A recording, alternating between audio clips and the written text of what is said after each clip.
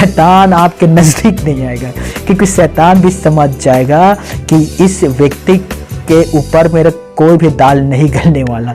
यीशु मसीह को यह पहन लिया गया है, इसीलिए मेरा कोई भी काम, मेरा कोई भी युक्ति इसके ऊपर प्रबल नहीं होगा। वो आपको, आपके घर को, आपके फैमिली को शैतान छोड़कर चला जाएगा। परमेश्वर पिता आएगा, अपने सामर्थी दूतों को आपके पास भेजेगा और सामर्थी दूत आपका, आपके घर का, आपके परिवार का सुरक्षा करेगा।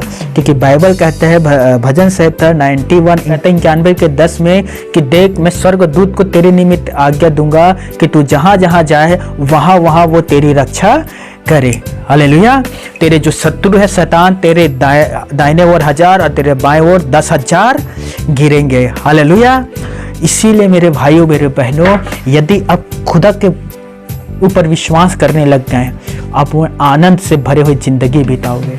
आप ना दाऊद के समान कहोगे, मेरे मन कर ले तारीफ, तारीफ के योग्य प्रभु है, उसने किए है बड़े बड़े काम, उसकी हो महिमा हमसे सदा। मेरे मन कर ले तारीफ, तारीफ के योग्य प्रभु है, उसने किए हैं बड़े बड़े काम, उसकी हो महिमा हमसे सदा।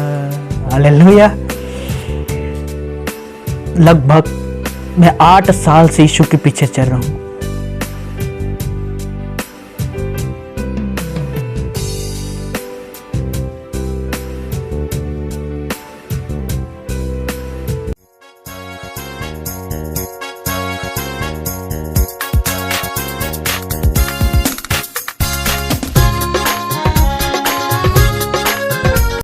सो प्रेज़ द लॉर्ड।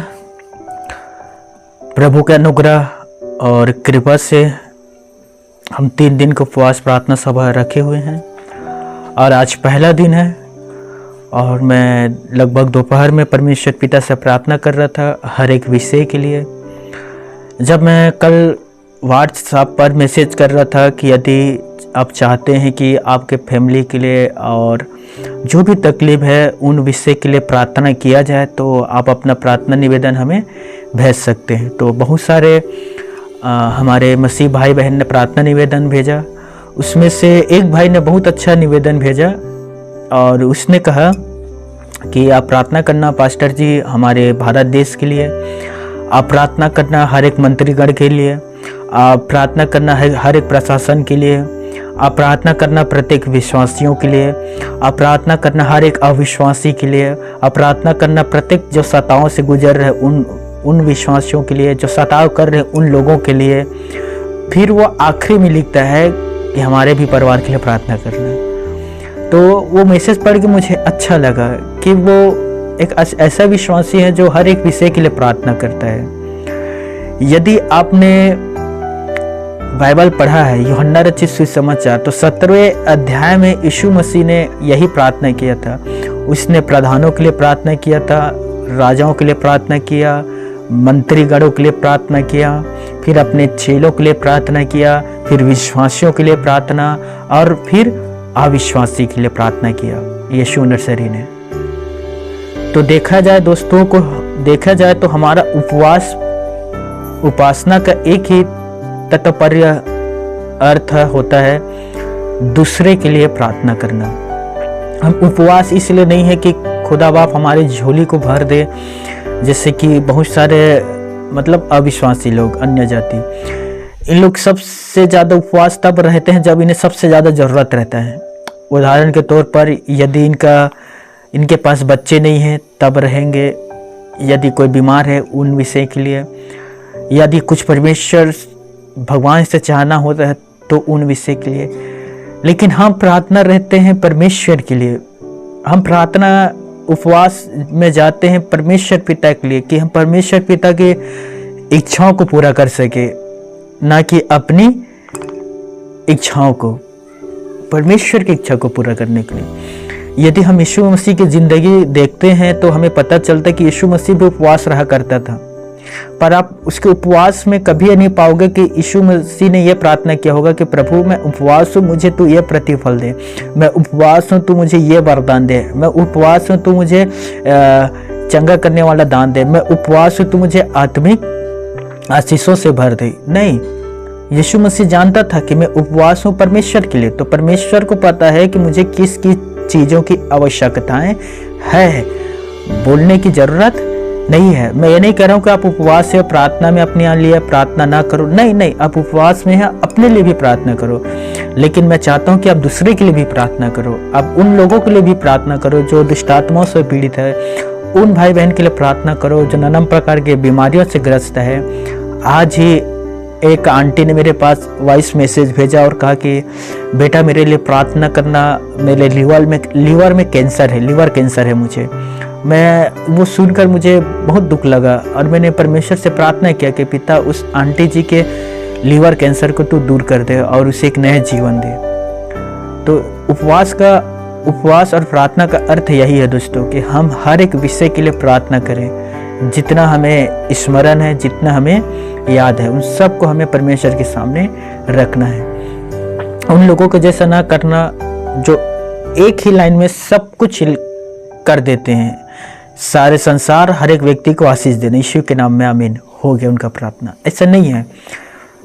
अब यदि हम बाइबल पढ़ चुके हैं तो हमें पता चलता है कि यीशु मसीह हर एक व्यक्ति के लिए अलग अलग प्रार्थना किया। ठीक है, जहाँ रोटी और मछली खिलाना था वहाँ उसका अलग प्रार्थना था। जब लाजर को जिंदा किया वहाँ उसका अलग प्रार्थना था। अंधे को आंख दिया तो उसका अलग प्रार्थना था। आत्मिक जिंदगी के लिए उसका अलग प्रार्थना था। तो यदि हम बाइबल पढ़ते हैं तो हमें पता चलता है कि यीशु मसीह अलग अलग विषय के लिए अलग अलग प्रार्थना करता था। ज्यों का त्यों नहीं, हर चीज के लिए अलग प्रार्थना होता था। उदाहरण के तौर पर यदि कोई दुष्ट आत्मा से पीड़ित व्यक्ति आपके पास आया हुआ है, अब आप प्रार्थना करते हैं कि यीशु मसीह के नाम से इसका आंख खुल जाए, तो वो कहेगा ना मैं तो पहले ही देख रहा हूँ भैया, मुझे चंगाई चाहिए, दुष्ट आत्मा से छुटकारा चाहिए। तो आप उस दुष्ट आत्मा के भगाने के लिए प्रार्थना करोगे, ना कि यह कि उसका आंख खुल जाए। तो आज पहला दिन है और आज हम परमेश्वर पिता का धन्यवाद करते हैं कि आज हम बैठकर परमेश्वर की महिमा कर रहे हैं। उपवास रखने में शरीर कमजोर होता है दोस्तों, लेकिन हमारा आत्मा मजबूत हो जाता है। आत्मा बलवंत होता है दोस्तों। आत्मा जो विश्वास में है वो बढ़कर दृढ़ विश्वास में बदल जाता है हमारा आत्मा। इसीलिए यीशु मसीह ने कहा अभी तो मेरे चेले उपवास प्रार्थना नहीं करेंगे, लेकिन मेरे जाने के बाद ये लोग उपवास और प्रार्थना करेगा। मत्ती रचित सुसमाचार पर उसने कहा था दोस्तों। तो आइए आज का हम वचन देखेंगे। तो आप सभी मेरे साथ निकालना रोमियो पहला अध्याय 28 आयत से लेकर 32 आयत तक हम पढ़ेंगे।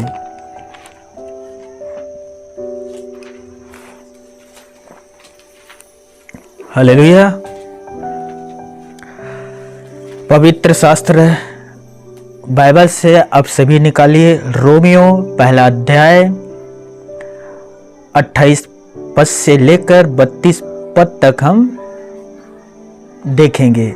वचन पर लिखा है 28, जब उन्होंने परमेश्वर को पहचानना ना चाहा तो परमेश्वर ने भी उन्हें उनके निकम्मे मन पर छोड़ दिया कि वे अनुचित काम करें। 29, इसलिए वे सब प्रकार के अधर्म और दुष्टता और लोभ और बैर भाव से भर गए और डह और हत्या और झगड़े और छल और ईर्ष्या से भरपूर हो गए और चुगलखोर।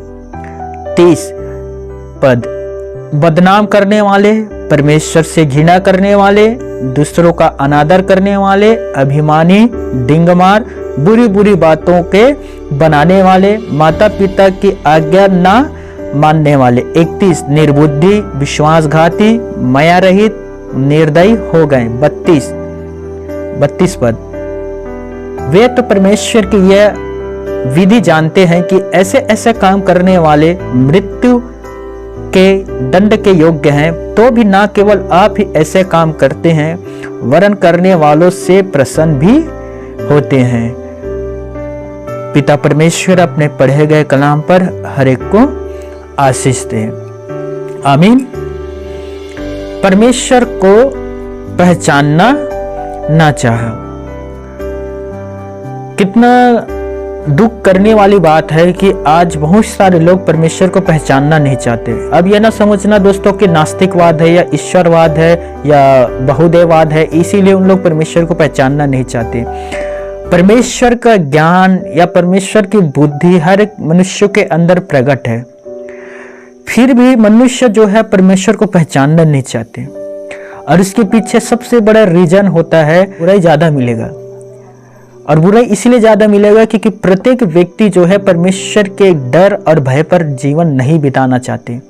मैं ये नहीं कह रहा हूं कि सब व्यक्ति बुरे हैं, लेकिन आधा से ज्यादा आपको बुरा ही व्यक्ति मिलेगा। और वो बुरा इसलिए करते हैं क्योंकि वो अच्छाई की जिंदगी को स्वीकार करना नहीं चाहते, इसीलिए वो बुराई की जिंदगी पर निकल पड़ते हैं करने के लिए। बाइबल में एक व्यक्ति है पहला राजाओं के पुस्तक में, और उस व्यक्ति का नाम था यरोबाम। जब सुलेमान ने परमेश्वर के खिलाफ जाकर गुनाह किया, अपराध, उसने मूर्ति बनाया और उस मूर्ति को दंडवत करने लग गए। तो पिता परमेश्वर ने यरोबाम को चुना कि मैं सुलेमान के राज गद्दी तख्त को यरोबाम को दूं। तो परमेश्वर ने एक नबी को यरोबाम के पास भेजा और कहा कि सुन, यहोवा की यह वाणी है, सुलेमान के मैं सारा अधिकार तुझे देता हूं और तू सुलेमान के जैसे काम ना करना, लेकिन दाऊद के जैसे काम करना। यदि तू दाऊद के जैसे काम करेगा तो परमेश्वर पिता तुझे आशीष देगा, तुझे आगे बढ़ाएगा, तेरा आयु को बढ़ा देगा, तुझे हर युद्ध में विजय दिलाएगा और तू दाऊद के जैसे फलेगा और फूलेगा यदि तू दाऊद के जैसे काम करता है। अब नबी ये सारा बात यरोबाम को बता रहा था। यरोबाम प्रसन्न हो गया, क्यों? क्योंकि वो राजा बनने वाला था। यरोबाम ने कहा ठीक है, जो जो दाऊद ने किया था मैं उन्हीं कामों को करूंगा। और उस नबी ने, भविष्यद्वक्ता ने उसका अभिषेक किया, राज अभिषेक, तेल, अभिषेक का तेल उंडेल दिया उसके शरीर पर, और वो उसी पल से राजा घोषित हो गया। कुछ दिन तो ठीक चला दोस्तों, लेकिन यरोबाम ने आगे जाकर मूर्खता के काम करने लगा। उसने 2 सोने की मूर्ति बनाया और एक बेतेल और एक और नगर का नाम है वहां रख दिया, ताकि इजराइल के लोग जो है इजराइल में जाकर आराधना ना कर पाए, यरूशलेम में जाकर। और उन लोगों से कहा, यह तुम्हारा ईश्वर है जो तुम्हें मिस्र देश से निकाल लाया था, यही उनका धन्यवाद करो, लेकिन यरूशलेम ना जाओ, यहीं गिर कर धन्यवाद करो। और वे यरोबाम इजराइल के लोगों से पाप करवाने लगा। मेरा एक सवाल है, क्या यरोबाम के मन पर यह प्रकट नहीं था कि इजराइल का परमेश्वर कहाँ रहता है? इजराइल का परमेश्वर किस चीज से प्रसन्न होता है? अभिषेक करने से पहले कह दिया गया था कि दाऊद राजा के जैसे तू काम करना। दाऊद राजा ने कभी मूर्ति पूजा नहीं किया था। ना सिर्फ दाऊद राजा ने मूर्ति पूजा नहीं किया था, बल्कि अपनी प्रजा से भी नहीं करवाया था। लेकिन यह व्यक्ति क्या करने लगा? यरोबाम खुद तो मूर्ति पूजा करने लगा, वरन इजराइल के लोगों से भी करवाने लग गया, होम बलि चढ़ाने लग गया, खुद याजक बनने लग गया। यरोबाम ये बात जानता था कि इन कामों से परमेश्वर पिता को ठेस पहुंचेगा। मैं परमेश्वर के आज्ञा को ठुकरा रहा हूं, मैं उसके विधियों का अपमान कर रहा हूं, मैं उसके व्यवस्था को अपने पैर से रोंद रहा हूं, और इसके द्वारा मैं परमेश्वर पिता के खिलाफ जा रहा हूं। फिर भी यरोबाम ने उस काम को किया, और जिसके चलते यरोबाम और उसके परिवार पर विपत्तियां आया। और न सिर्फ यरोबाम मरा, बल्कि पूरे परिवार इसका खत्म हो गया। दोस्तों, मैं आप सभी से कहना चाहता हूं, क्या आप परमेश्वर पिता को पहचानते हो? क्या आप परमेश्वर पिता के विधियों से अनजान हैं? मैं आपको एक सुंदर कहानी बताता हूं। जंगल में एक शेरनी रहा करती थी। एक दिन उसने एक बच्चा को जन्म दिया। शेरनी ने एक बच्चा को जन्म दिया और जन्म देने के बाद वो तुरंत मर गई। जब वो मरी उसी समय वहां से भेड़ का एक बहुत बड़ा झुंड वहां से गुजर रहा था। शेरनी का जो बच्चा था उस झुंड में शामिल हो गया और वो भेड़ के साथ चल पड़े। वो धीरे धीरे बड़े होने लगा, भेड़ों के झुंड में रहा करता था और वो अपने आप को एक भेड़ समझने लगा। उसने कभी मांस नहीं खाया, कभी शिकार नहीं किया और वो घास खाया करता था क्योंकि वो भेड़ों के झुंड में था और अपने आप को भी भेड़ समझने लग गया। उन्हीं के जैसे पानी पीना, उन्हीं के जैसे रहना, उन्हीं के जैसे काम करना, वो सारे उन कामों को करने लग गया क्योंकि बचपन से वो भेड़ों के साथ था। एक दिन बूढ़ा शेर ने उस झुंड पर आक्रमण कर दिया शिकार करने के लिए। जब वो आक्रमण किया तो झुंड इधर उधर भाग रहा था। तो वो जो बच्चा था ना, जो छोटा सा शेरनी का बच्चा, वो जवान हो चुका था, बड़ा। जब भेड़ इधर उधर भाग रहा था तो वो भी भाग रहा था अपना प्राण बचाकर। तो बूढ़ा शेर ने कहा, ये कैसा शेर है जो मुझसे डरकर भाग रहा है।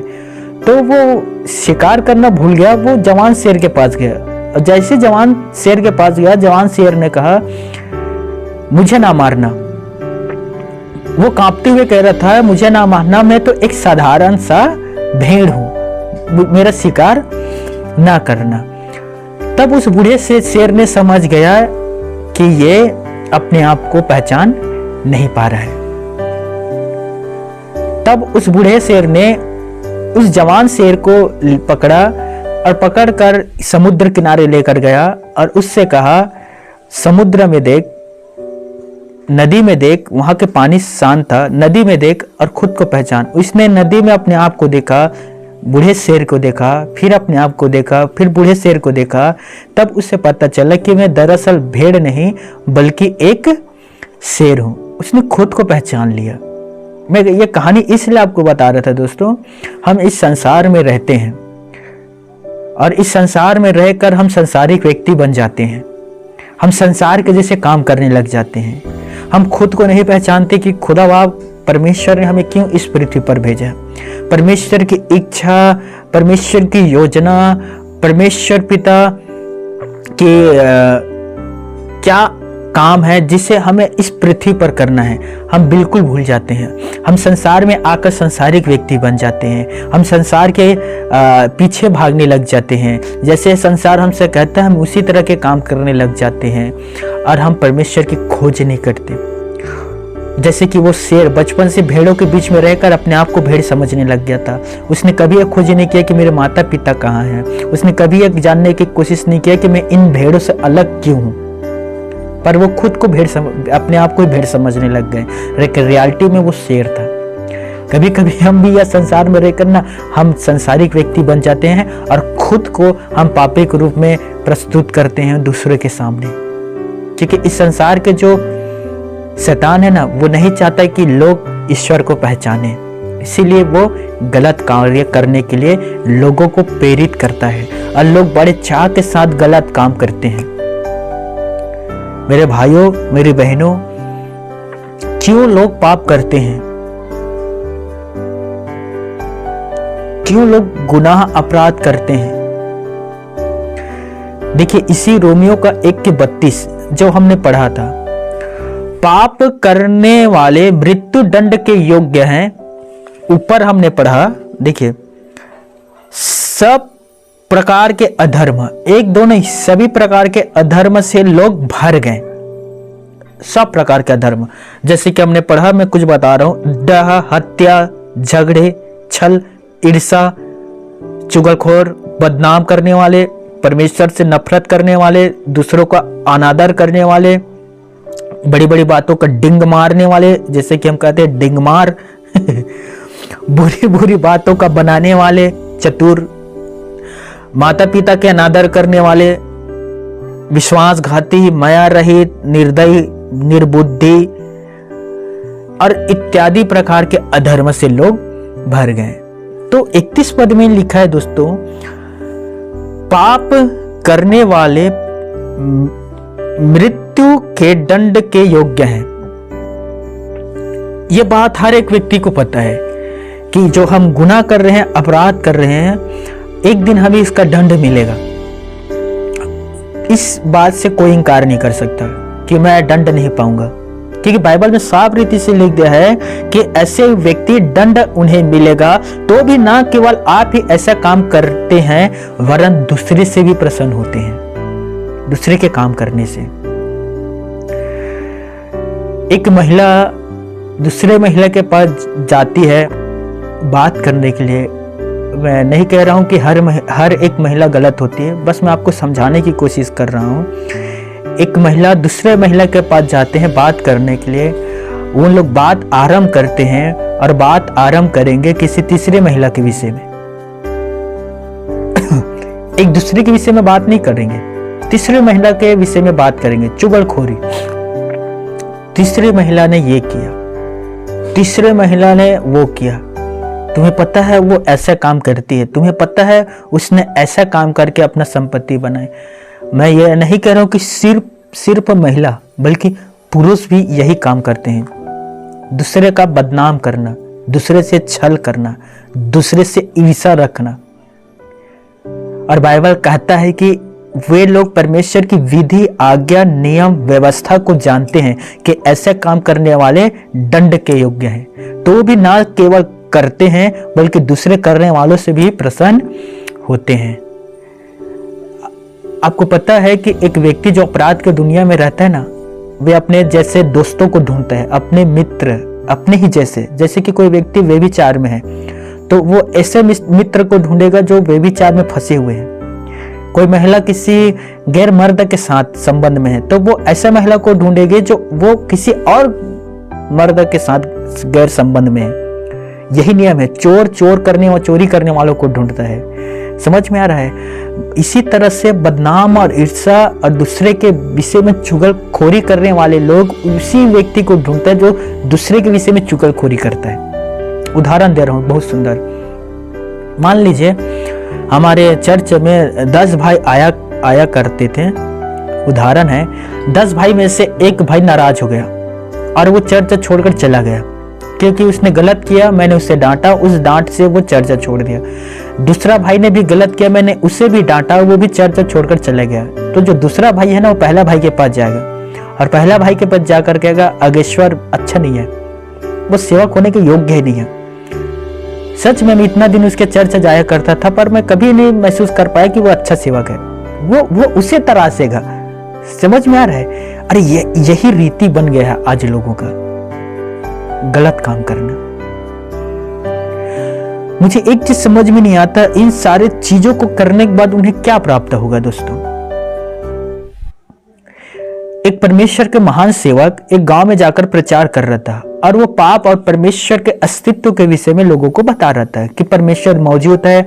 हम परमेश्वर को आकाश में, तारागण में, सृष्टि में हम उसे देख सकते हैं क्योंकि परमेश्वर ने ही इन सारे चीजों को बनाया है। लेकिन मनुष्य ने पाप करके परमेश्वर से दूर हो चुके हैं और वो परमेश्वर के नजदीक नहीं है। पाप ने मनुष्य को परमेश्वर से दूर कर दिया। वो बता रहा था।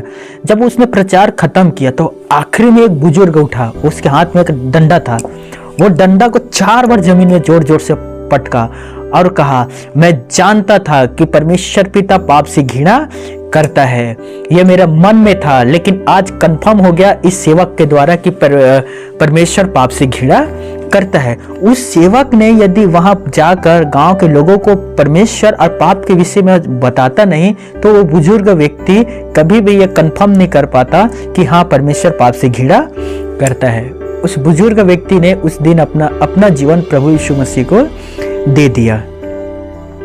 हालेलुया। क्या पाप के विषय में हमें ज्ञान और बुद्धि है दोस्तों? देखिए, व्यवस्था पाप को बताता है। यदि व्यवस्था नहीं कहता तो चोरी ना करना, तो हम चोरी को नहीं पहचानते। यदि व्यवस्था यह नहीं कहता कि तू व्यभिचार या हत्या या लूटमार या लालच ना करना, तो हम लालच, हत्या, लूटमार को कैसे पहचानते? तो देखा जाए व्यवस्था ना पाप को उजागर कर दिया, और व्यवस्था पढ़कर हमें पता चलता है कि हमें किन कामों को नहीं करना है। हालेलुया। देखिए रोमियो पहला अध्याय 19 पद पढ़ना।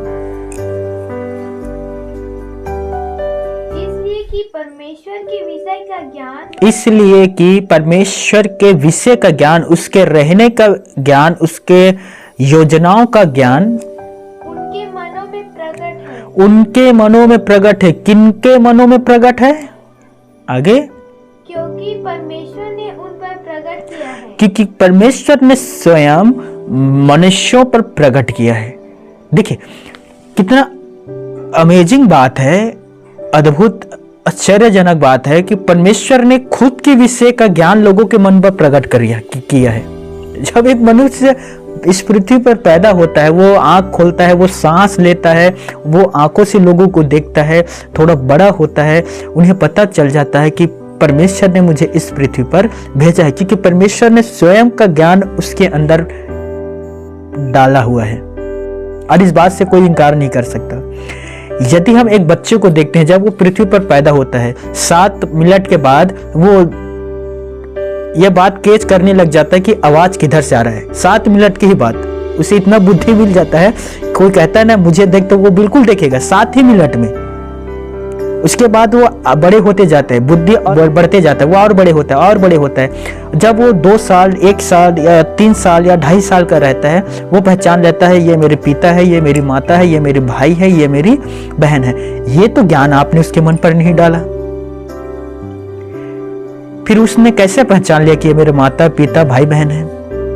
क्या आपने उसके मन पर डाला है ये ज्ञान? नहीं। क्या आपने बताया उसे? नहीं। क्या आपने शिक्षा दी उन्हें? नहीं। वो पहचान लिया कि आप उनके परिवार हो। उसी तरह से परमेश्वर ये इस पद पर कहता है कि मैंने अपने विषय का ज्ञान मनुष्यों के मनों के अंदर डाला है, और हर एक व्यक्ति को यह बात पता है कि मैं जो गलत काम कर रहा हूं या मुझसे जो गलती हो रहा है, उस गलती के कारण परमेश्वर पिता मुझसे क्रोधित है, और इसीलिए परमेश्वर आज मेरे साथ नहीं है, लेकिन परमेश्वर मुझसे दूर है गलती के कारण। अब मैं ये नहीं कह सकता कि वो गलती इसलिए कर रहा है क्योंकि वो शैतान के अधीन है या शैतान उसके ऊपर हावी हो चुका है, पर कभी कभी बहुत सारे लोग अपनी ही वजह से गलती करते हैं, खुद की इच्छाओं को पूरा करने के लिए। बाइबल कहता है शरीर की अभिलाषा, आंखों की अभिलाषा, जीवन का घमंड, जीविका का घमंड, यह परमेश्वर की ओर से नहीं है, यह परमेश्वर ने नहीं दिया है, यह संसार की ओर से है। और ऐसे ऐसे काम करने वालों के साथ परमेश्वर नहीं रहता, लेकिन फिर भी लोग ऐसे काम करते हैं। एक सुंदर आपको मैं उदाहरण दे रहा हूं, आप समझ जाओगे क्यों लोगों को यह नहीं पता कि बुराई करना पाप है। उन्हें पता है कि बुराई करना पाप है, फिर भी उन बुराई को क्यों करता है। एक छोटा सा उदाहरण है, ध्यान से सुनना। लोगों को यह पता होता है कि ट्रैफिक नियम तोड़ने पर हमें जुर्माना लगेगा, फिर भी लोग ट्रैफिक नियम तोड़ते हैं और उन्हें जुर्माना देना पड़ता है। हम लोग कमरधा जा रहे थे प्रार्थना सभा पर। जब हम जैसे ही कमरधा पहुंचने वाले थे, हमारे साथ जो गाड़ी चला रहा था ड्राइवर, जैसे ही ट्रैफिक पुलिस ने ड्राइवर को देखा, कहा गाड़ी रोक। उसने गाड़ी रोका, कहा गाड़ी से बाहर निकला, कहा तुम्हें फाइन पटाना पड़ेगा, तुमने ट्रैफिक नियम तोड़ा है। उसने कहा बताओ मैंने कौन सा नियम तोड़ा है। तो ट्रैफिक पुलिस में जो तैनात था उसने कहा तुम सेफ्टी बेल्ट नहीं लगाए हो और इसके लिए तुम्हें जुर्माना लगेगा। वो इस बात से इनकार नहीं कर पाया कि मैं सेफ्टी बेल्ट लगाया था। उसने कहा हाँ सच है, मैंने सेफ्टी बेल्ट नहीं लगाया है। उससे जुर्माना 500 रुपये देना पड़ा क्योंकि उसने नियम तोड़ा था, उसने कानून का नियम तोड़ा, जुर्माना लगा। उसी तरह से यदि आप पाप करते हैं, आप परमेश्वर के वादा परमेश्वर के आज्ञा, परमेश्वर के नियम को आप तोड़ते हैं, यहाँ लिखा विधि को आप तोड़ते हैं, और यदि आप तोड़ते हैं तो आपको भी दंड मिलता है। मेरा बात समझ लीजिए, आपको भी दंड मिलेगा, आपको भी दंड चुकाना पड़ता है। और बाइबल में कहा है वो दंड है नरक में डाला जाना। ट्रैफिक नियम टूटता है, अब कुछ फाइन देकर वहां से निकल सकते हैं, लेकिन परमेश्वर के आज्ञा को आप तोड़ते हैं तो परमेश्वर को क्या फाइन दोगे, कौन सा पैसा दोगे बताओ? वो तो पैसा लेता नहीं, क्योंकि व्यवस्था विवरण पर लिखा है मैं घूस लेने वाला परमेश्वर नहीं हूं। वो नारियल से प्रसन्न नहीं होगा, वो अगरबत्ती जलाने से प्रसन्न नहीं होगा, वो दशमांश देने से प्रसन्न नहीं होता, भेंट दान देने से वो प्रसन्न नहीं होता, गरीबों की भलाई करने से वो आपके पाप को क्षमा नहीं करेगा, प्रसन्न नहीं होता। फिर किस कामों से आप दंड से बच सकते हैं?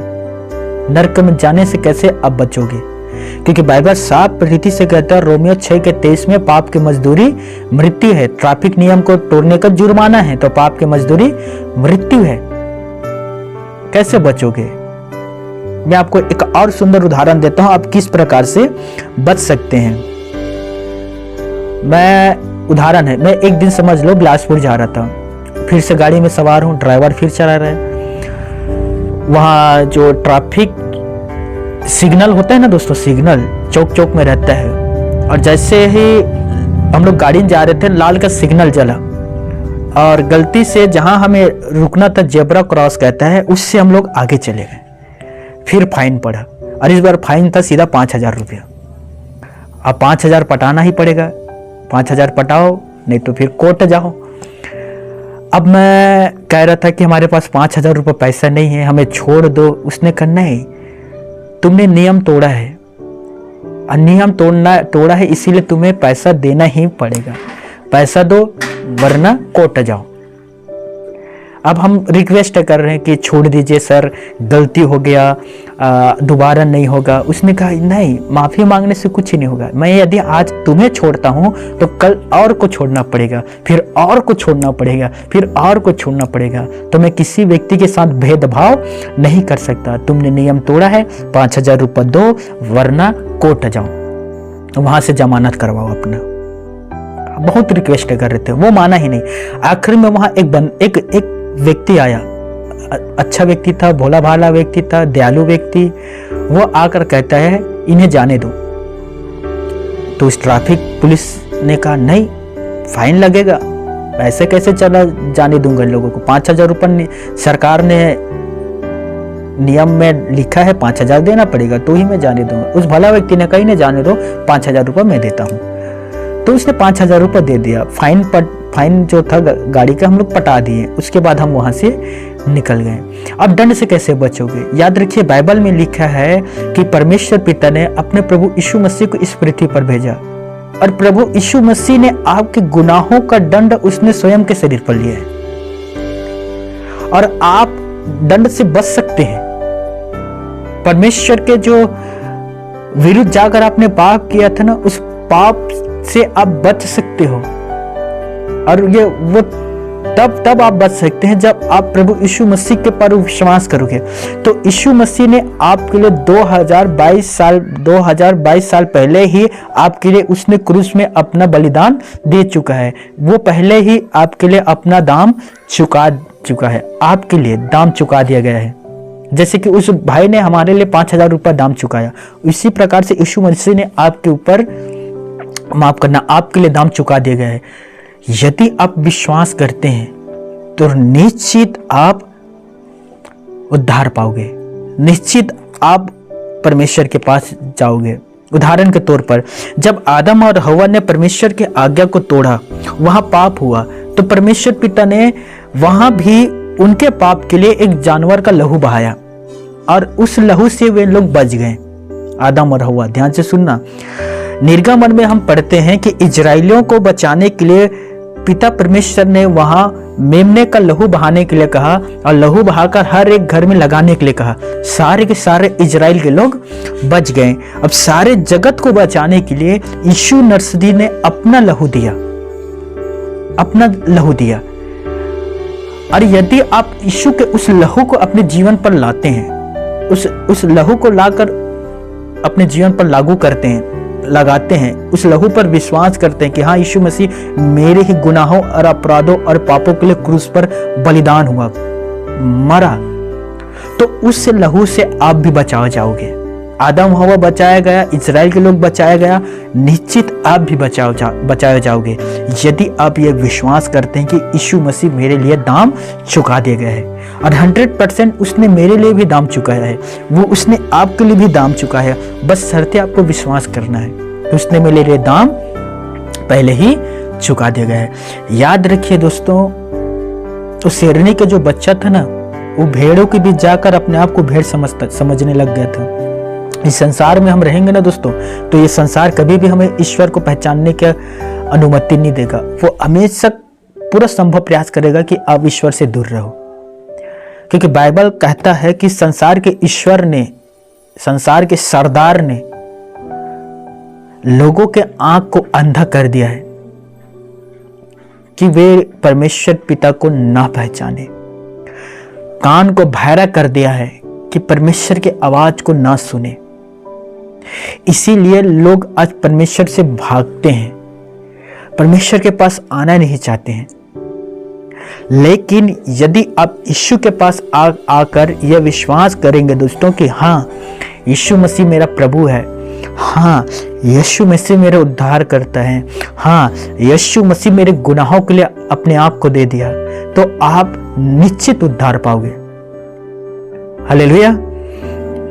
इब्रानियों के पुस्तक 9वें अध्याय 22 पद, वहां लिखा है, बिना लहू बहाए पापों की क्षमा नहीं है। और यीशु मसीह ने सारे मनुष्य जाति के लिए, चाहे वो किसी भी कौम का हो या किसी को भी मानने वाला हो या किसी भी जाति का हो या किसी भी देश का रहने वाला व्यक्ति हो, उन सभी व्यक्ति के लिए यीशु मसीह ने पहले ही लहू बहा दिया गया है और उसी लहू से आपका पाप क्षमा होता है। प्रकाशित वाक्य 1 अध्याय 5वें पद, वह हमसे प्रेम रखता है और उसने अपने लहू से हमें पापों से छुड़ाया। यीशु मसीह ने अपने लहू को देकर हमें पापों से छुड़ाया। उसने हमारे लिए दाम देकर हमें पापों से छुड़ाया। किस तरह का दाम था? गुनाह होने की वजह से, पाप करने की वजह से मनुष्य के ऊपर दंड आया। दंड, वो दंड था नरक में डाला जाना। ध्यान से सुनिए, यीशु मसीह आया, उसने हमारे लिए अपने लहू को दिया और उसने हमारे दंड के लिए अपने लहू को देकर हमें उस दंड से खरीद लिया, शैतान से। ध्यान से सुन लीजिए, अब हम उस दंड के पाने के काबिल नहीं रह गए, क्योंकि यीशु मसीह हमारे लिए लहू देकर हमें छुड़ा लिया, खरीद लिया, समझ लो, हमें खरीद लिया अपने लहू के द्वारा। और यही बात कहता है 1 कुरिन्थियों 7 अध्याय 23 पद में, उसने तुम्हें दाम देकर मोल ले लिया है। हालेलुया। आगे ध्यान से सुनिए, क्या आप पाप से आजाद होना चाहते हैं? यदि पाप से आजाद होना चाहते हैं और अनंत दंड से बचना चाहते हैं, तो प्रभु यीशु नसरी पर आप विश्वास कर लीजिए, क्योंकि यीशु मसीह हमारा एक सच्चा सहायक है। सहायक, सभी कहना सहायक। सहायक, वो हमें बचाने वाला है। समझ लीजिए, वो हमारा वकील है। यीशु मसीह हमारा क्या है? वकील है। और वो बिल्कुल हमारा वकील है और हमारे ओर से वो वाद विवाद करता है जज के साथ, और वो कहता है कि ये मेरा व्यक्ति है, ये मेरा बंदा है, ये मेरा संतान है, मैं इसे दंड से बचाऊंगा, मैं नहीं चाहता कि ये जेल के अंदर अर्थात नरक में जाए। वो वाद विवाद करता है। कौन करता है? प्रभु यीशु नसरी। सच में कितना महान है। लुका रचित सुसमाचार पर लिखा है कि एक बारी था और उस बारी में अंजीर का पेड़ था। बहुत सारे अंजीर का पेड़ लगा हुआ था, बहुत सारे। उस अंजीर के पेड़ों के बीच में एक और पेड़ था और वो पेड़ था अंगूर का।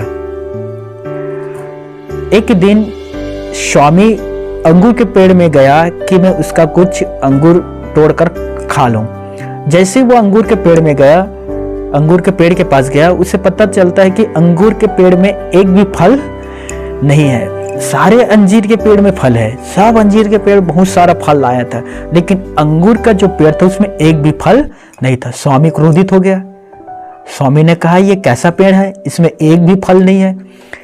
रखवाले को बुलाया, जो गार्ड था, बगीचा का देखरेख करने वाला, उसे बुलाया और कहा ये कैसा अंगूर का पेड़ है, इसमें एक भी फल नहीं है। तो मालिक स्वामी ने कहा रखवाले से इसे काट दे, ये व्यर्थ पेड़ है, ये फालतू का जगह घेर कर रखा हुआ है और इसके छाए के वजह से बाकी अन्य जो पौधा है वो सक्सेसफुल नहीं हो रहा है, बढ़ नहीं रहा है, क्योंकि इनका जो छाया है उन पेड़ों को बढ़ने से रोक रहा है। तो बाकी सब अंजीर के पेड़ फल लेकर आए हैं, ये लेकर नहीं आए हैं, तो इसे तू काट दे। स्वामी का आदेश था, आज्ञा। तब रखवाले ने कहा हे स्वामी, मैं तुझसे एक निवेदन करता हूं, इसे 1 साल और मौका दे दे। मैं इस पर खूब कड़ी मेहनत करूंगा, इसके चारों तरफ को खोदूंगा, इसमें मैं दवाइयाँ छिड़कूंगा, इसमें मैं पानी डालूंगा और अगले साल ये फल लेकर आएगा। और यदि ये अगले साल फल नहीं लाता तो मैं इसे काट दूंगा। स्वामी मान गया, रखवाली की बात सुन लिया। यही काम आज यीशु मसीह हमारे लिए करता है। वो हमसे कहता है कि परमेश्वर मैंने इसके लिए लहू दिया, परमेश्वर मैंने इसके लिए अपना जान दिया, परमेश्वर मैंने इसके लिए 39 कोड़ा खाया, मैं इसके लिए हाथ पैर में अपने ही हाथ पैर में कील ठोकवा लिया। मौका दे, ये बदलेगा, ये मेरे दासों के सुसमाचार सुनकर मन फिराएगा, ये बदलेगा, ये आएगा एक दिन हमारे पास, इसे एक और मौका अवसर दे दे। ये कौन कहता है? प्रभु यीशु मसीह। क्यों? क्योंकि वो हमारा क्या है?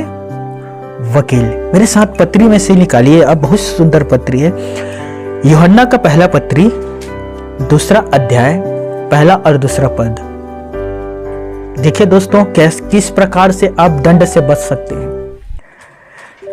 पहले मैंने बताया कि कैसे आप पाप में गिरने के कारण, पाप में पड़े रहने के कारण परमेश्वर ने आपको त्याग दिया था, क्योंकि आप भी परमेश्वर को पहचानना नहीं चाहते थे। अब आप पाप से बाहर आ सकते हैं, आपको दंड नहीं मिलेगा। मैं इन बातों को आज आपके सामने पवित्र शास्त्र बाइबल के अनुसार बता रहा हूं। हाँ, पढ़ना यूहन्ना का पहला पत्री 2 अध्याय 1 और 2 पद। हे मेरे बालकों, यूहन्ना यहाँ लिखता है, हे मेरे बालकों, मैं ये बातें तुम्हें इसलिए लिख रहा हूँ कि तुम पाप ना करो, कि तुम पाप ना करो, पाप बिल्कुल ना करो। पर आगे कहता है, देखिए यूहन्ना, और यदि कोई पाप करे, यदि कोई पाप करता है, चाहे वो लड़का हो या लड़की हो या जवान हो, यदि कोई पाप करे तो पिता के पास हमारा एक सहायक है। तो आसमानी स्वर्गीय पिता के पास हमारा एक सहायक है। ये सहायक कौन है? प्रभु यीशु मसीह, और पिता के दाहिने वो सिंहासन पर बैठा हुआ है। कितना अद्भुत है, हमारा सहायक है, हमारा वकील है। वो हमारे ओर से परमेश्वर से वाद विवाद करता है, परमेश्वर से निवेदन करता है। इब्रानियों के पुस्तक 7 के 22-23 में लिखा है कि वो सर्वदा वहां बैठकर हमारे लिए विनती करता है, हमारे लिए प्रार्थना करता है। वो महायाजक भी है, इब्रानियों की पुस्तक में लिखा है। वो वकील है, वो सहायक है, वो महायाजक है। महायाजक के काम होता था, पुराने नियम में हम पढ़ते हैं, यदि किसी से पाप होता था, किसी से अपराध होता था, ध्यान से सुन लीजिए, तो 1 साल, पूरा साल भर का पाप, पूरा साल भर का पाप वो मेमने के लहू को लेकर दूसरे पर्दे के पीछे जाया करता था। महायाजक ही जा पाता था उस पर्दे पर। पहले में याजक जाया करता था, पर्दे के पीछे एक और तंबू था, उसमें केवल महायाजक जाया करता था। साल भर के जितने लोगों को पाप थे उसे लेकर यहोवा इलोहिम पिता के परमेश्वर के पास। तो यीशु मसीह हमारा वकील भी है, यीशु मसीह हमारा सहायक भी है, और यीशु मसीह हमारा महायाजक भी है। आमीन। देखिए अब कहता है, यदि किसी व्यक्ति से पाप हो भी जाए तो हमारे पास, तो पिता के पास हमारा एक सहायक है, पिता के पास हमारा एक सहायक है, अर्थात धर्मी यीशु मसीह। अर्थात धर्मी यीशु नर्सरी और वही हमारे पापों का प्रायश्चित है, वही हमारे पापों का प्रायश्चित है। और केवल हमारे ही नहीं, केवल विश्वासियों का ही नहीं, केवल विश्वासी भाई बहन का ही नहीं, वरन सारे जगत के पापों का भी। सारे जगत के पापों का भी प्रायश्चित का करने वाला या प्रायश्चित उत्पन्न करवाने वाला जगत का उद्धार करता है। हालेलुया। अब जिस चर्च से जुड़े हुए हैं, जिस भवन आप प्रार्थना करने के लिए जाते हैं और जहाँ जाकर आप संगति रखते हैं, याद रखिए मेरे भाइयों मेरे बहनों, हो सकता है उस कलीसिया के पासबान आपके लिए दुआ ना करे, आपके लिए प्रार्थना ना करे, हो सकता है काम की वजह से वो भूल जाए, लेकिन यीशु मसीह हमारे लिए निरंतर प्रार्थना करता है। वो कभी हमें भूलता नहीं है, ना कभी हमें छोड़ता है। वो परमेश्वर के पास बैठकर हमारे लिए प्रार्थना करता है। सच्चा सहायक है हमारा प्रभु यीशु नर्सरी। यदि आपसे गलती से या जानबूझकर आपसे पाप हुआ है, आप प्रभु यीशु मसीह के पास आ जाओ। वो पहले ही आपके लिए प्रार्थना कर रहा है कि आप उद्धार प्राप्त कर लें। ऐसा नहीं है दोस्तों कि यीशु मसीह आपको छोड़ दिया है। कभी ये ना समझना कि यीशु मसीह हमें इस पृथ्वी पर त्याग दिया गया है। नहीं, आपके गुनाहों ने आपको परमेश्वर से दूर किया है, लेकिन परमेश्वर आपसे दूर नहीं है। परमेश्वर गुनाह की वजह से आपसे नाराज हुआ, लेकिन यीशु मसीह को उसने भेज दिया ताकि वो आपको परमेश्वर के साथ लाकर आपका मेल मिलाप परमेश्वर से कराए।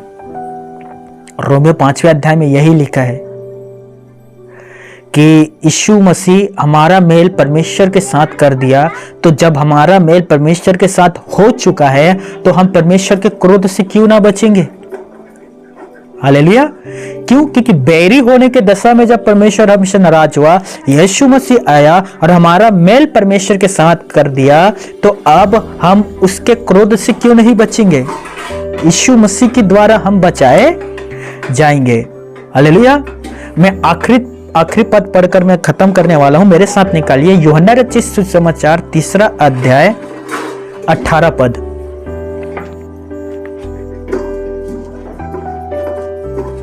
यूहन्ना रचित सुसमाचार 3 अध्याय 18 पद। जो कोई परमेश्वर पिता पर विश्वास करता है, उस पर दंड की आज्ञा नहीं होती। हालेलुया।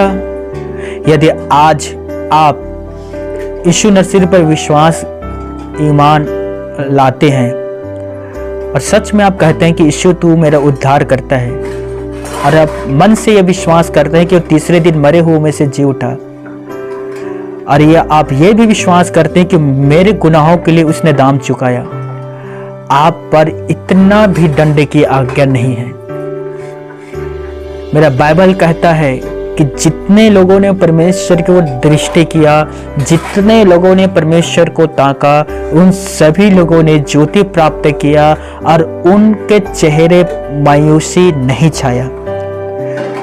जितने लोगों ने खुदा की ओर दृष्टि किया है, वे सभी लोग ज्योति में आए हैं। यदि आप ये विश्वास करते हैं कि यीशु मसीह मेरा प्रभु है, मेरा उद्धार करता है, परमेश्वर का बेटा है, निश्चित आप भी उद्धार पाओगे।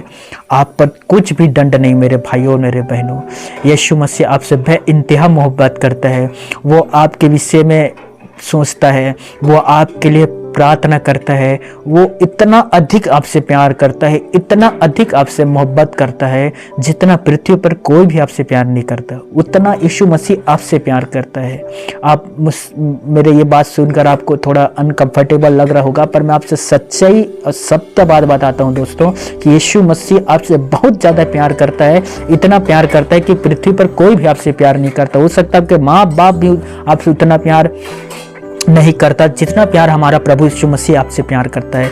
उसने आपके लिए इब्रानियों रोमियो 8:31-32 में लिखा है, उससे आपसे इतना प्यार करता है कि उसने अपने आप को आपके लिए दे दिया, अपने आप को आपके लिए दे दिया। दोस्तों, इतना बड़ा प्रमाण आज तक कोई ने किसी के लिए नहीं दिया है जो यीशु मसीह ने मनुष्यों के लिए दिया। सोचिए, क्या आप इस योग्य हैं या क्या आप इस योग्य थे कि एक धर्मी व्यक्ति आपके लिए अपने आप को दे?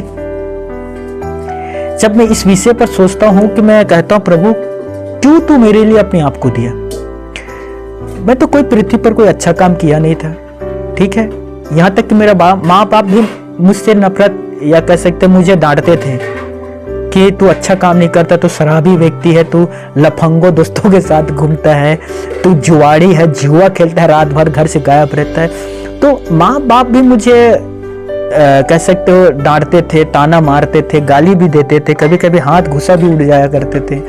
तो मुझ जैसे पापी व्यक्ति के लिए उस धर्मी व्यक्ति ने अपने आप को दे दिया।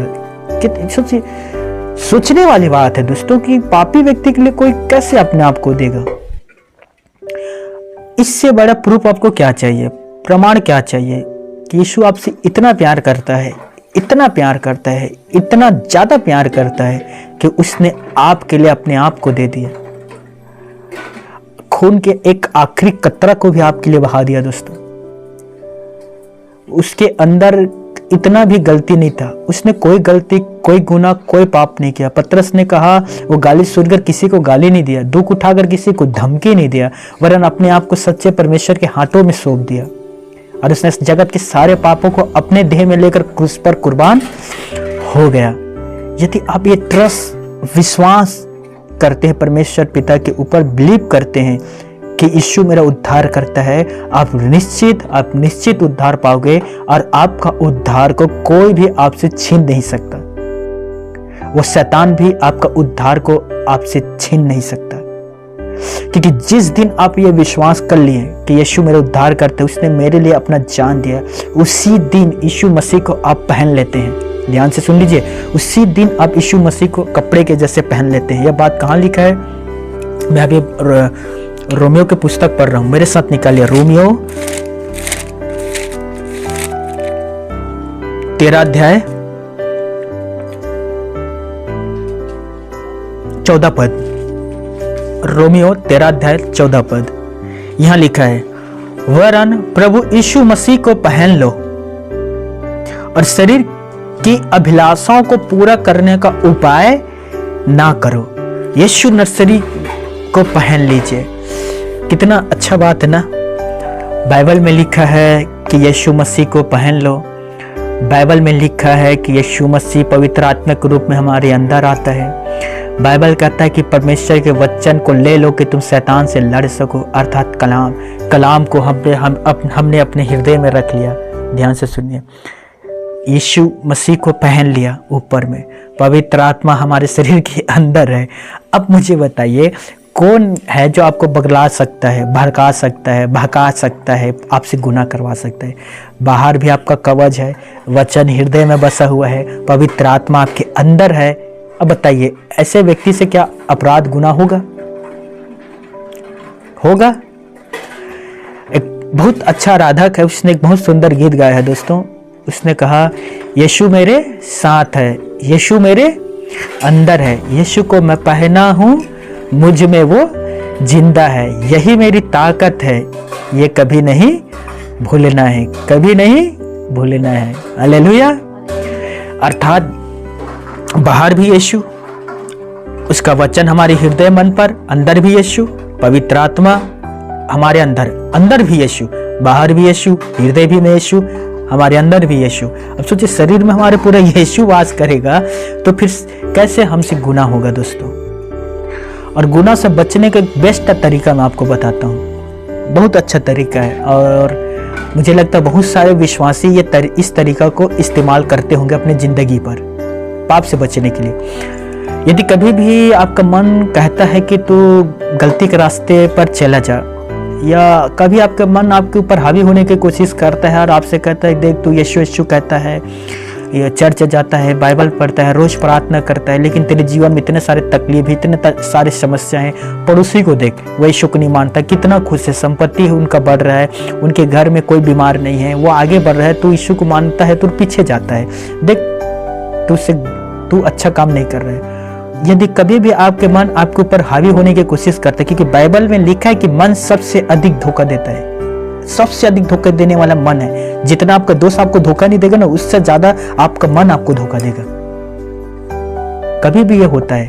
तो एक सुंदर फॉर्मूला है, आंख बंद करना, अपने रूम पर जाना, दरवाज़ा बंद करना, आग बंद कर लेना, आग बंद करने के बाद कुछ नहीं करना है, केवल यीशु मसीह को स्मरण करना।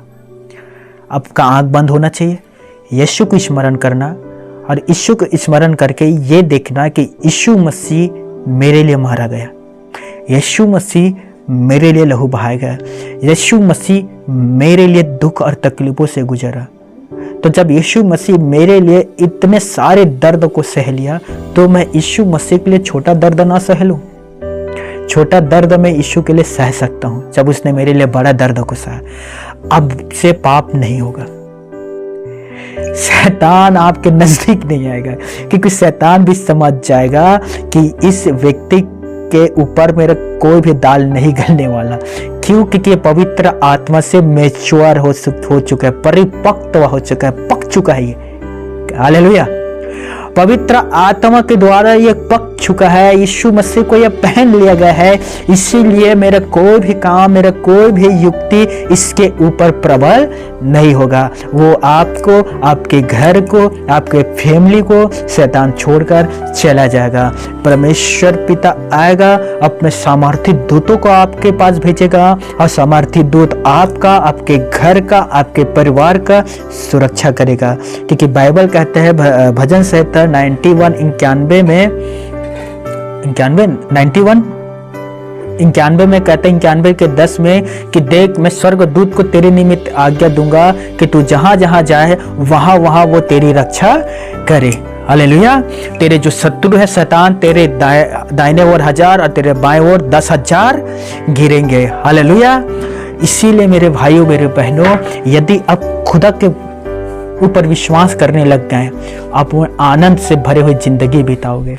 आप ना दाऊद के समान कहोगे, मेरे मन कर ले तारीफ, तारीफ के योग्य प्रभु है, उसने किए है बड़े बड़े काम, उसकी हो महिमा हमसे सदा। मेरे मन कर ले तारीफ, तारीफ के योग्य प्रभु है, उसने किए हैं बड़े बड़े काम, उसकी हो महिमा हमसे सदा।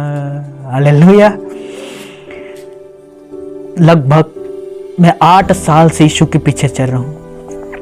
इन 8 सालों में जिंदगी के बहुत सारे अनुभवों से मैं गुजरा, बहुत सारे अनुभवों से गुजरा। बीमार हुआ, सताओं से गुजरा, शैतान हाथ दिखाई दिया, हावी होने की कोशिश किया, मन ने कहा पाप की ओर दौड़, मतलब हर प्रकार के अनुभव से मैं गुजरा दोस्तों।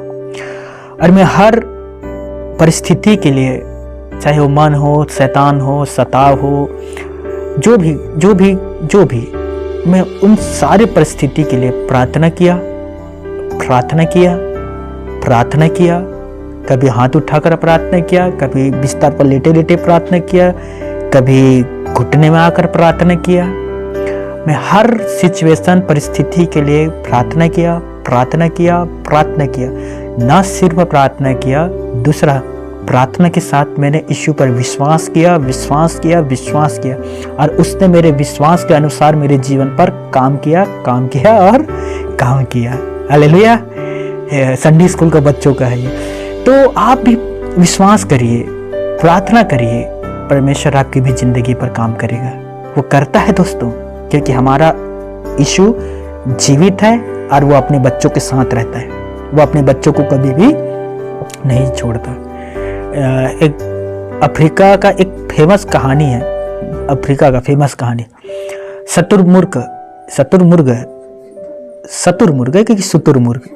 शुतुरमुर्ग वो इतना केयरलेस होता है कि वो अंडा देता है और अंडा देने के बाद वो निकल जाता है। अंडा कितनों घंटा वहां पड़ा रहता है, हर पक्षी जाता है लेकिन लौटकर जल्दी आ जाता है। उसे अंडे के पास, बच्चों के पास रहना पड़ता है। ये अफ्रीका का फेमस कहानी है।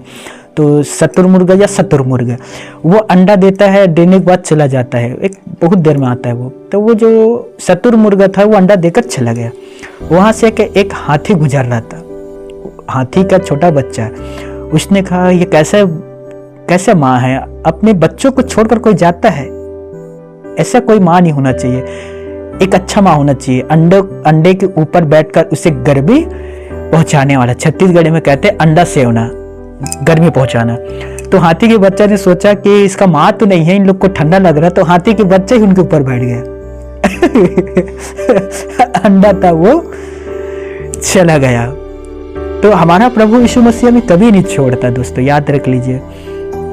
मत्ती रचित सुसमाचार 23 अध्याय मेरे ख्याल से 37 पद होगा। जैसे वो मुर्गी अपने बच्चों को अपने पंखों के नीचे छिपाकर सुरक्षित रखता है, सुरक्षित।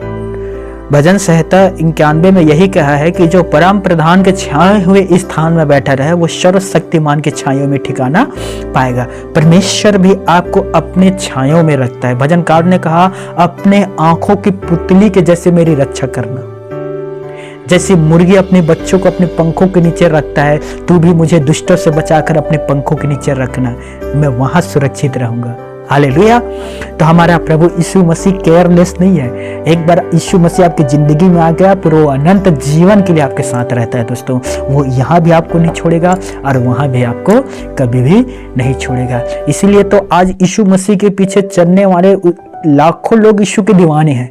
क्यों यीशु मसीह के ऊपर इतने सारे लोग विश्वास करते हैं? क्योंकि सब लोगों ने यीशु को परख कर चक कर देख लिया कि हमारा यीशु हमें नहीं छोड़ता।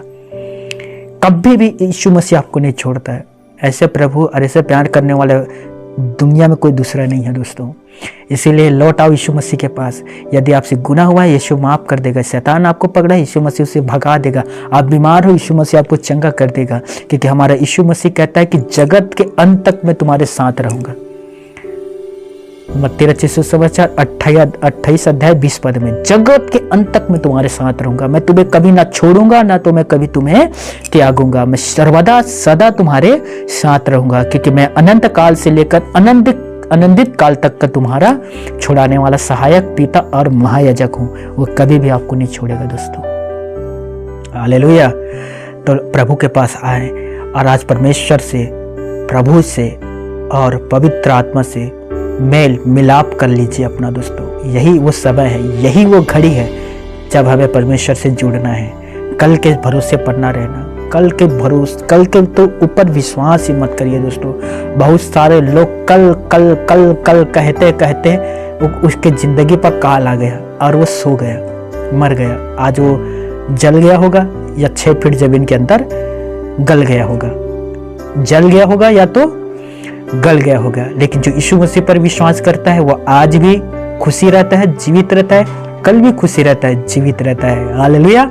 ना तो वो गलता है और ना ही वो जलता है, परंतु वो आनंदित होता है और आनंदित रहता भी है। हालेलुया। क्योंकि शास्त्र कहता है प्रभु यीशु के निकट आनंद की भरपूरी है, और जो कोई भी यीशु के निकट रहता है उनके अंदर आनंद कुट कुट कर भरा रहता है। हालेलुया। बोलो प्रभु यीशु मसीह की जय। तो मैं खत्म करने जा रहा हूं आखिरी पद कहकर जो हमने पढ़ा था, यूहन्ना 3:18, जो कोई उस पर विश्वास करता है उस पर दंड की आज्ञा नहीं होती। यदि आप भी विश्वास करते हैं आप पर भी दंड की कोई आज्ञा नहीं होगा।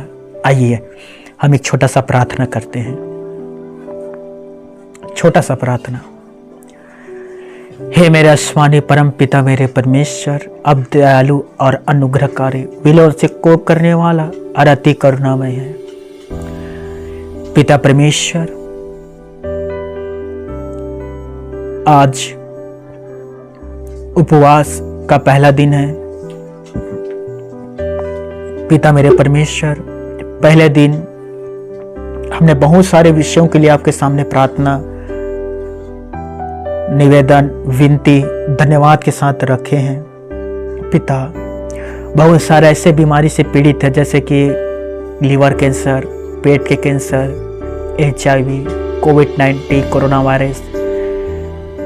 इन लोगों को तू चंगाई दे पिता। तू ही एकमात्र आखिरी सहारा है प्रभु। हमने उन लोगों के लिए भी प्रार्थना किया जो दुष्ट आत्माओं से पीड़ित है, उन बच्चों, उन जवान, यंग पीढ़ी, बुजुर्ग, जिसने उससे आजाद होने के लिए बहुत सारे पैसे दूसरों के पास जाकर बर्बाद कर चुके हैं। अब तू ही एक आखिरी सहारा है प्रभु यीशु। तू ही है जो उन लोगों को दुष्ट आत्मा से आज़ाद कर सकता है। प्रभु मेरे परमेश्वर, और बहुत सारे निवेदन हम आपके सामने रखने के लिए जा रहे हैं। उन सारे निवेदन को तू सुन और उन भाई बहन के जीवनों पर, प्रधानों पर, मंत्रियों पर, राजनीतिक लोगों पर, प्रशासन पर तो अपना काम को कर परमेश्वर पिता। यीशु मसीह के नाम से अपने बच्चों को सुरक्षित रखिए पिता परमेश्वर।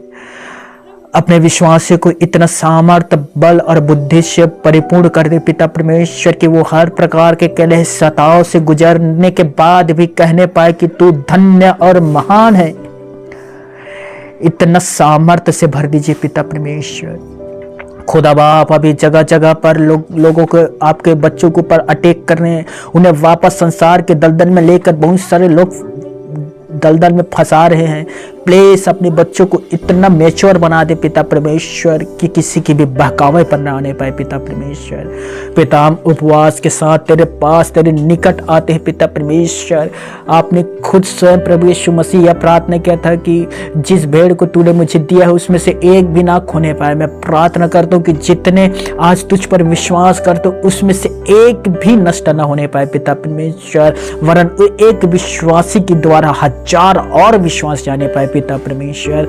पिता परमेश्वर बहुत सारे भवन बंद करवा दिए गए हैं, बहुत सारे लोगों को वापस ला लिए गए हैं। मैं प्रार्थना करता हूँ जो भवन बंद है यीशु के नाम से खुलने पाए। जो लोग चले गए हैं वापस और 4 लोगों को लेकर चर्च आने पाए पिता परमेश्वर।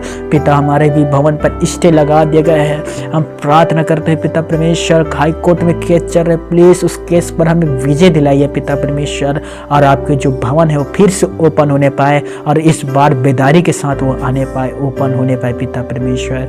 पिता परमेश्वर आज पहला दिन आपने आशीष दिया, मैं दिल से आपका धन्यवाद करता हूँ पिता परमेश्वर। कल और परसों 2 दिन और हम आपके साथ घनिष्ठता के साथ हम आपसे प्रार्थना में बैठने वाले हैं पिता, आपसे संगति रखने वाले हैं, आपसे मिलने वाले हैं पिता। प्लीज इस 2 दिन भी तो हमारे साथ उपस्थिति में रहना पिता परमेश्वर। धन्यवाद हर एक निवेदन को सुनने के लिए, आशीष को देने के लिए। जितने आज हमारे साथ जुड़े हैं पिता, उन्हें, उनके परिवार, उनके घर के हर एक व्यक्ति को तो आशीष दे पिता परमेश्वर। हर आज के वचन से वो 100% फल पाने पाए पिता परमेश्वर।